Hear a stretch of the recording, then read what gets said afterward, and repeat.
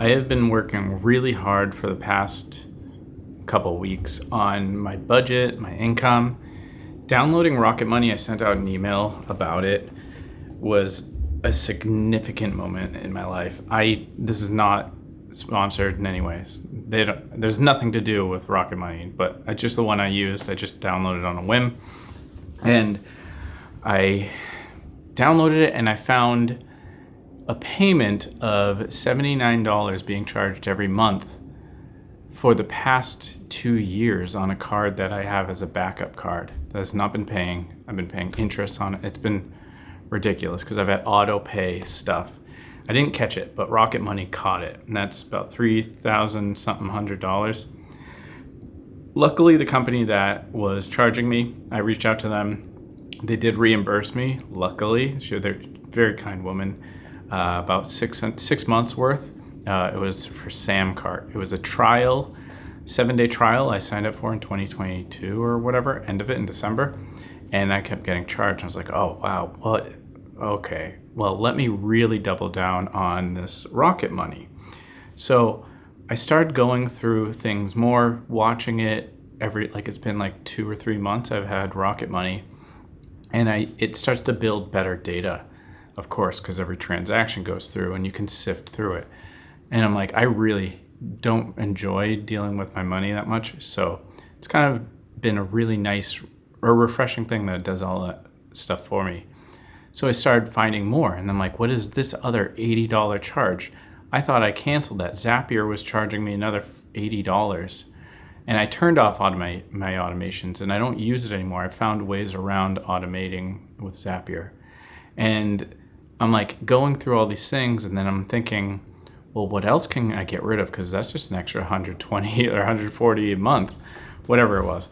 And I'm like, geez, like what is going on? Like I've really been slacking and I've been pretty good with my budget. I thought everything was good, but there's hidden stuff. Things sneak by and price increases as well. So I went through and I got rid of Audible. I'm going to get rid of Amazon when that ends up. I'm getting rid of Loom. I'm getting rid of ChatGPT. I got rid of one of my schools. I got rid of a bunch of stuff. I'm looking at my spreadsheet over here. And the total after getting rid of these $2 a month, $5 a month little things, or decreasing the level of like subscription, I'm saving now $994 more every year. So one of the biggest ones was the $59 a month for Creative Cloud. Now this one is tough because basically 100% of my work is digital, right? It's online, aside from the camera. But honestly, like I kind of look at that as like a digital tool. And if I can figure out how to fix my Elgato and plug that straight into Descript, then I don't even use memory cards anymore. So everything will be doing that. I don't know, something broke with my capture card, my HDMI capture card. And Descript replaces my Loom. Gemini, because I have Workspace, I'm gonna go back to that instead of ChatGPT. And that's included, so no extra cost. It's just like $10 a month for my whatever 2 terabytes of Google Drive and all that stuff. I made a whole funnel with Google, and I'm gonna go back to that. I'm using Go High Level for almost all my stuff right now, for all my emails and websites and stuff like that. But I am rebuilding back the websites on Google Slides because I don't want to pay that extra $100 a month on for Go High Level if I don't need to. Like I've noticed after long enough for the size and flow of the business that I'm trying to build, I don't want to build into something that's very complicated. It's not. Yes, there's things that are cool like having abandoned carts and all that stuff, and like, you know what would be better is if I make better product versus worrying about the system so much. So that brings me back to the Creative Cloud, which is like, well, what do you really need? And then when you think of what you need, you ask yourself, well, is that true? So for instance, Photoshop, I use it almost every day. and it's for YouTube thumbnails, doing a photo edit or something like that. And it's an extremely powerful tool, but I think about the YouTube thumbnails and I think of Craig Adams and I think of his hiking video thumbnails, and they're gorgeous. They're absolutely stunning. And he doesn't edit the photo. He might make them a little brighter, I think, but you don't need any. You can just do that inside actual Apple Preview, which I will show you. I'll cut to it right after this little speech here. Free photo editing on Mac, but he does it and he doesn't need anything crazy. So I'm thinking I can get Pixamator if I want to do text on the thing or do any Illustrator stuff. And if I want to have Lightroom, I'll do Photomator, which is what, like $7 a year or something, $30 for the year one time. So I can replace that $60 a month with a single purchase of Photomator and Pixamator for the year. And then I reapproach what I need in a YouTube thumbnail into a different style that doesn't require fancy effects, fancy things, because in the end, it doesn't really matter that much. I really don't believe so. I think that thumbnails matter. The parts to make a thumbnail a certain way don't matter that way. So it's reapproaching everything I'm doing in this digital space that is my whole work, and wondering how much of that is actually necessary. Do I really need ChatGPT? No. Why don't I just get better at copywriting? Because one of my friends, she's great. She just does the thing, and she doesn't use ChatGPT or anything, and she's faster at it, or well, it seems to be. And it has the human touch, no reworking. So I'd rather just go back to using my brain, because honestly, if I could just do it myself, like write great copy, then it would be faster. Like, I don't need ChatGPT, and the free stuff or using Gemini can get me so far if I'm like stuck. I'm like, give me a couple ideas, and it'll give me some ideas, but then be back to my responsibility. And then using my brain more on walks and getting away from the computer, because I want more of my work to be in my head, not in the digital. And that's the goal. So I'm getting rid of everything. I would love it if I could get to a point where I don't need any subscriptions. Like, I don't like the idea of paying for subscriptions. I have, like, for instance, my school community. It's $100 a month, but my affiliates come in and I make a little bit of money. So I have $100, and then it gets washed out by being paid by affiliate things. And then I make money on top of that. And I'm thinking, it's kind of annoying to me to have a community that honestly, it can make money, but right now it's not. So wouldn't it be easier just to close it and just be like, all right, I'm not going to make that extra $50 or whatever. But, then you're thinking, well, why am I giving away something that makes money? It's kind of ridiculous. And I get that, but it's a matter of, do I need it, right? I would love it if I didn't have anything, right? I have, what am I still paying for?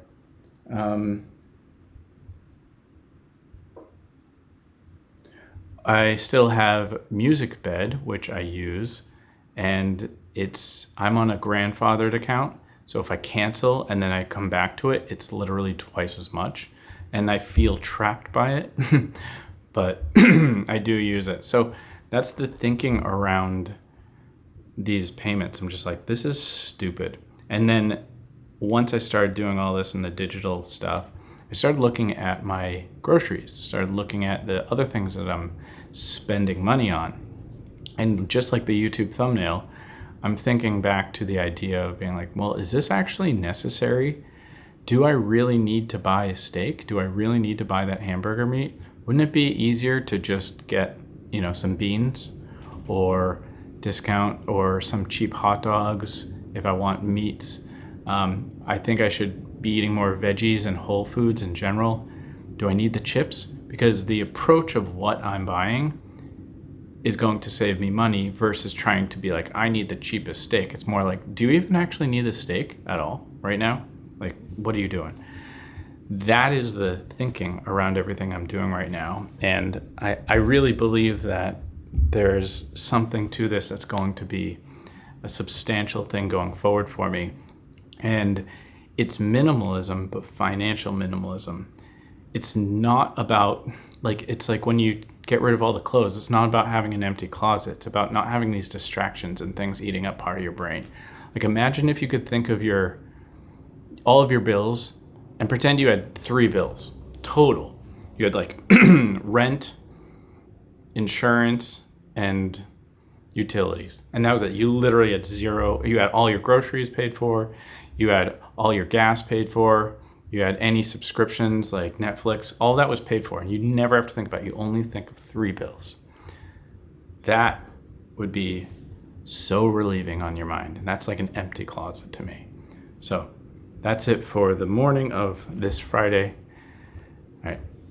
This is a quick editor if you want. It's built into Preview. So I'm just double clicking on this picture here. It's going to open up. So the cool thing here is right under tools is there's adjust color. And honestly, you just got a few adjustments. So right here, looks like the shadows. We could use a little more of those. All right. Bring back in some highlights. You can see that we have the levels so you can see what you're doing. I'll just bring it all the way up and then kind of maybe give a kick contrast, maybe lower exposure. I'm going to bring up the saturation like crazy to swing that, see where the colors go.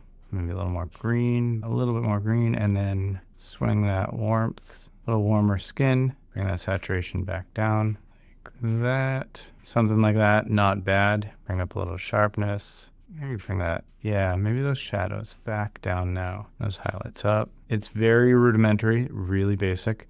You'd probably be better off editing on your phone, but the fact that this is there is great. And I guess there's an auto levels and stuff. So depends on, like, I use this for my eBay photos. I don't spend time editing stuff like that. I don't need to auto levels it, but let's say I reset it all, auto levels. That's pretty good for an eBay. I'll just go bam, right? You only need to do so much for certain things. I just trying to get this camera to stay still, but I'm on that Joby, which is absolutely horrible. It just keeps slipping. The camera's too heavy for it. I'm so happy. I did buy the other one. It's on its way. I'm still waiting for delivery. Again, it's just one of those things. I think it was a good purchase, even though it was $40. The purchases add up. And then I bought the wings after that interview, which was $22 after tip. The pricing, it's everything keeps adding up. But the whole thing with this, I want to say, geez, it is so windy today. It is incredibly windy. Like, you'll see the trees go nuts. It's a little dark, isn't it? So the craziest thing is that when you start looking at the $2, $1, this, I get like soda. I drink a lot of soda because I'm 12. But I like Coke Zero, and that's nice. But it's $2.50 on average, like whatever stores you go to. But if I get like the Hannaford brand, the grocery store brand, then it's $1.20. So I'm just kind of like, wow, this camera, it's just the wind blowing it and the Joby just messes it up. That's another $1 off, $1.25 or whatever. It's like half the price. So that adds up week after week after purchase after purchase. And I'm not trying to be super efficient with everything. It's just having momentum in what I'm doing. Having it's like, oh, I'm gonna just pay attention to every little thing. See what I mean? This Joby, that's why I spent the $40 that I don't really want to spend, because I now have to hold this.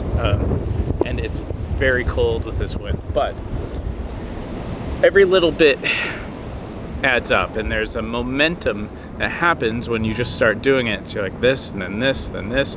Don't floor the gas when you're driving. Think about, can you do this all in one trip? Hit things on the way, not go back and forth. And you just be observant. And after a while, it becomes you're the person that does these things. You live this way. And then it becomes just autopilot because you're just that person. It's not about being obsessive all the time or worrying about coupons and crap like that. There's different levels, but like at some point it just becomes who you are and how you think. And for me, that's like minimalism. It's like I'm like, oh, this is just too many things. This is too much money, too many bills, whatever. It's just I just want to get rid of it. But right now I'm on a purge. I'm in a mental purge of how I look at my finances and my money and my spending, and then the input. I want to make, let's say I made an extra $100 a week. I want that to matter. I don't want it to be like, oh, it's just $100 more. That doesn't mean anything. I want that to be significant. I want that to be like, oh, that's 3 weeks of groceries. Like, that's where my head's at. And, I'm walking around here and I'm thinking now, I'm like, maybe I can walk more places. Can I do that? And if I bring my camera and film it, I'm like, I'll just film, say something at some point. I'm walking anyways, so might as well do that. So that's this little chapter. I just got back from a 2-mile run. I've been doing this thing where I go to the gym and lift in the morning, and I don't do the running after that. I wait and I try to go back later on. I do this if I kind of know I'll have time to do it later, because the run is so much better. It's more enjoyable for my mental thing. Like while I'm running, I can grin my way through running a mile on the morning when I do lift, but really I don't enjoy it in the slightest. But if I go back, the energy is different. Later on in the day, I feel like I have more power to run. I used to do it the other way, but then I've found over time that running sucks more than lifting. Lifting is fun. It feels better physically. It's less taxing in that sense. So I do the runs later now. And I try to do this once or twice a week. I think it's better. I'm hearing more about it when I've researched like how far you might want to run when you're lifting and bulking, appetite, stuff like that. And a lot of people are saying, yeah, run later on in the day or run after your workouts. So I do that, and I just threw in the other finance stuff that I was talking about, and I did some more moving some money around. I was about to cancel the Adobe, and then they're like, hey, why don't we take off $30 a month? I'm like, you guys are such dicks. So if you have Adobe subscription, go to cancel, and they'll be like, oh, wait, don't leave. Here's a special deal, and you'll save money. I literally save $30 a month now. I'm going to keep it just as a backup because, work, it would make me at least $850 to $1,000 a day to land some After Effects, Premiere work. I don't want to use that software, but if it makes me the money, then okay, great. But I really believe in just doing your best to get rid of every little bill. I don't want any bills. I kind of envy a lot of the people who I don't really want their life, but when they're like, yeah, I don't have any bills. I'm a drifter. I live in my car or whatever. I'm like, sounds really nice. Not really, but the idea of knowing everything is really in the moment, and there isn't much you have to think about going forward. And let's say you made $10,000, that's going to last a long time, and you don't even have to think about it like that's retirement money. It's not, oh, here's this quarter of the year's bills.